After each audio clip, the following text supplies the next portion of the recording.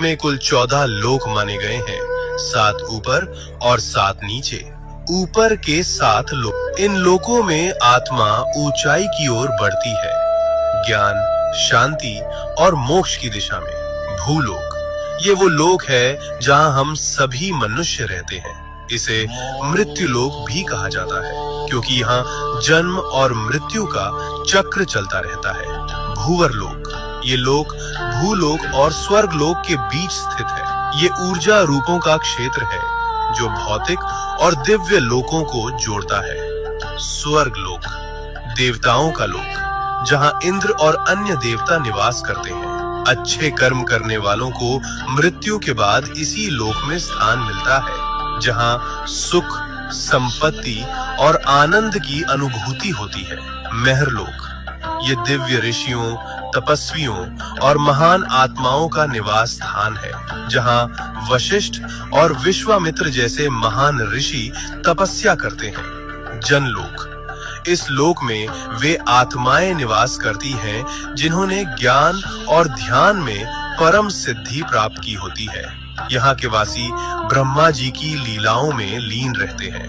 तपलोक, अत्यंत शक्तिशाली तपस्वियों का स्थान, जो शरीर से परे केवल चेतना में स्थित होते हैं। ब्रह्मलोक, यह है अंतिम लक्ष्य है, जहाँ केवल सत्य है, मोक्ष है और ईश्वर का साक्षात्कार होता है। इन ऊर्ध्व लोकों में आत्मा का जाना मतलब है धीरे धीरे शुद्ध और जागरूक होना। अब बात करते हैं नीचे के 7 लोकों की।